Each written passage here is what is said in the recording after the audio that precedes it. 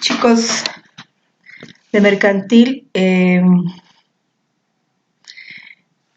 vamos a tocar el tema de uno de los temas, el último tema de la primera unidad, que es negociación mercantil. Particularmente en este tema quiero enviarles este video porque me parece que a veces les genera un poco de confusión lo que es empresa y lo que es negociación mercantil. Y además porque es un tema que cierra la primera unidad. Entonces, bueno, hablaremos de qué es negociación mercantil. En este tema yo les refería que Castrillón y Luna, Amado Atié, también hablan de lo que es negociación mercantil. Incluso la Ley Federal del Trabajo también les puede servir para este tema. Bueno, ¿qué es negociación mercantil y cuál es la diferencia entre negociación mercantil y empresa? Bueno, yo creo que la empresa tiene dos connotaciones.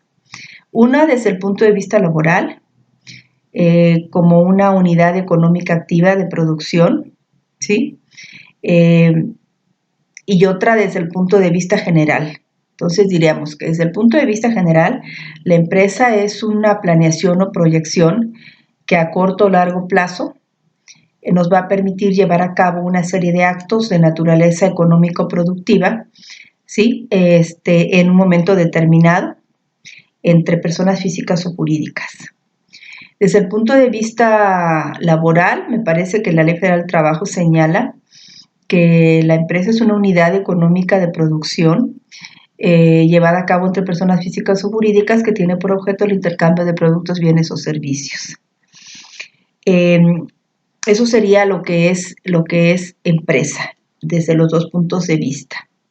Normalmente utilizamos empresa y negociación como sinónimos. Ahora, ¿qué será negociación mercantil? Yo creo que la negociación mercantil es después de la empresa, porque la empresa es planeación.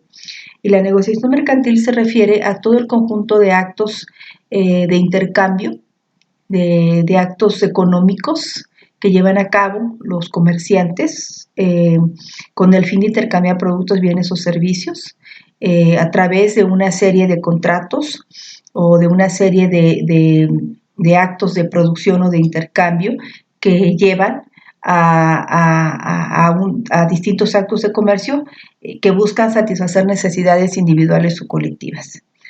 Eso sería el concepto más o menos de lo que es negociación mercantil. Ahora, la negociación mercantil tiene elementos y la empresa también tiene elementos.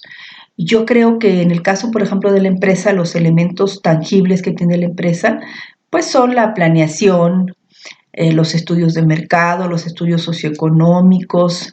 En el caso, por ejemplo, de la negociación mercantil, los elementos constitutivos o elementos físicos o corpóreos tangibles, pues son desde luego los recursos materiales, los recursos humanos, obviamente la clientela, el espacio físico, los derechos industriales, los derechos autorales y desde luego los créditos.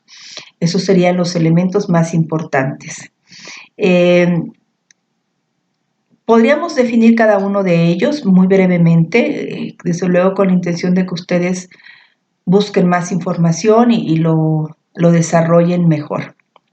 El caso, por ejemplo, de la clientela, que lo encontramos dentro del elemento de la negociación mercantil. Bueno, vamos a hablar primero de los elementos de empresa. Planeación, estudios de mercado. ¿Qué son los estudios de mercado? Bueno, los estudios de mercado son todos los estudios socioeconómicos que se van a llevar a cabo con la intención de planear con medidas o estrategias qué producto voy a elaborar, a quién se lo voy a vender, cuándo, qué cualidades o características va a tener ese producto. Y esos estudios de mercado no solamente son estudios de población, son estudios socioeconómicos. Debo de saber a quién le voy a vender, ¿sí? ¿Cuál es el grado de estudios de mi clientela? ¿Qué capacidad económica va a tener mi clientela? ¿A dónde le voy a vender ese producto? ¿Qué tipo de mercado es el que me va a comprar ese producto? Esos estudios socioeconómicos se dan en la empresa. ¿Ok? Ahí es donde empieza la planeación y es muy importante eso porque porque en gran medida de eso depende mucho el éxito o no éxito de un producto, el éxito o no éxito de una empresa. ¿Ok? Ahora, en el caso, por ejemplo, de la negociación, en el caso del espacio físico, el espacio físico es importante porque siempre un comerciante requiere de un espacio físico para constituir su empresa y llevar a cabo sus actos de comercio, es decir, su negociación mercantil. Pues es un lugar que puede rentar o que le puede pertenecer y que va a ser fundamental para llevar a cabo su actividad económico-productiva. Debe de ser un espacio físico accesible, cercano a la gente, para que tenga éxito su producto. ¿Ok? Es muy importante identificar en estos estudios poblacionales la clientela. ¿A quién le voy a vender un producto? Hay lugares donde la población que está señalada o enmarcada en un territorio, porque población y territorio van muy de la mano, ¿sí? Por ejemplo, en el caso de Puebla, Puebla es un territorio con un alto índice de población, con capacidad económica, es decir, que casi en Puebla se puede vender casi cualquier producto, ¿no? Además, la clientela poblana, por decirlo de algún modo, tiene un nivel cultural pues que de alguna forma un status quo que lo lleva a ser un consumidor nato. No, diríamos que si comparamos Tlaxcala con Puebla, culturalmente hablando, Tlaxcala consume más libros que Puebla, y eso que es un estado más pequeño. Puebla consume más productos que no son tanto de primera necesidad, como automóviles o ropa. Bueno, por muchas razones culturales que no voy a comentar ahorita porque no es el caso, pero que son importantes analizar, y cuando se hacen esos estudios se considera que a Puebla, por ejemplo, como un mercado abierto. ¿Por qué un mercado abierto? Casi para cualquier producto, porque tiene capacidad económica, porque obedece un status quo, porque compra casi todo. ¿Ok? Entonces, un mercado cerrado es aquel mercado donde voy a introducir un producto que ya se conoce, que ya se vende, que ya se compra y que es muy difícil. Debo de determinar qué estrategias de venta voy a dar, más ofertas, mejor producto, exhibiciones, en fin. Todo eso los expertos mercadólogos lo saben mejor que nosotros. Ahora, dentro de los elementos de la negociación mercantil, yo les comentaba los derechos industriales, los derechos autorales y los créditos principalmente. Vamos a empezar brevemente por los derechos industriales. Para esto nos vamos a auxiliar de nuestra Ley Federal de la Propiedad Industrial que tienen en su agenda mercantil. Todos la van a abrir y van a buscar qué son los derechos industriales. Bueno, yo diría que los derechos industriales son el conjunto de derechos de carácter económico que pueden pertenecer a las personas físicas o jurídicas y que les van a permitir llevar a cabo actos de comercio con ellos, y que van a estar regulados y protegidos por el INPI y por la Ley Federal de la Propiedad Industrial. Y estos derechos industriales pues son, entre otros, algunos de ellos, pues las patentes, los modelos de utilidad, los diseños industriales, las marcas, las denominaciones de origen, los diseños industriales, ya se los dije, entre otros. Regulados y protegidos, como ya señalé, por la Ley Federal de la Propiedad Industrial y por el Instituto Mexicano de la Propiedad Industrial, llamado INPI, que nos señala en la ley lo más importante: cuánto tiempo protege el INPI y registra estos derechos y cuánto dura esa protección, que es justamente donde nosotros nos vamos a enfocar. ¿Qué es una patente? ¿Por cuánto tiempo lo protege la ley? ¿Sí? ¿Y cuánto dura esa protección? ¿Es prorrogable o improrrogable? Y vamos a ir analizando cada uno de estos derechos. ¿Ok? Ahora, otro de los elementos de la negociación mercantil son los derechos autorales también, que estos derechos están protegidos por INDAUTOR, por el Instituto Federal de Derechos de Autor y por la Ley Federal de Derechos de Autor, también su propio instituto. En el caso, por ejemplo, del INPI, lo regula o lo pertenece a la Secretaría de Economía.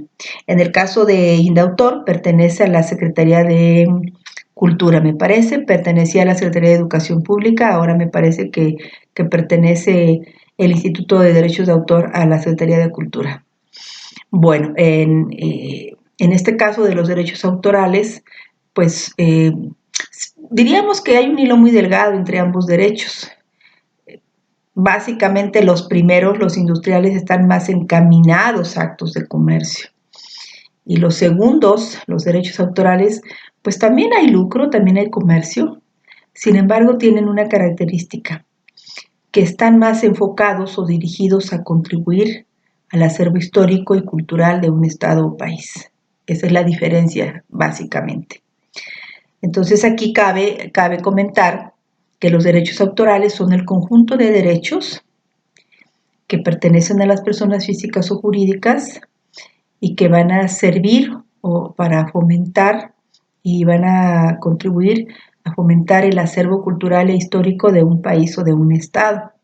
Y dentro de esos derechos autorales, que están señalados en la Ley Federal de Derechos de Autor, pues obviamente tenemos a las obras pictóricas, las obras musicales, la literatura,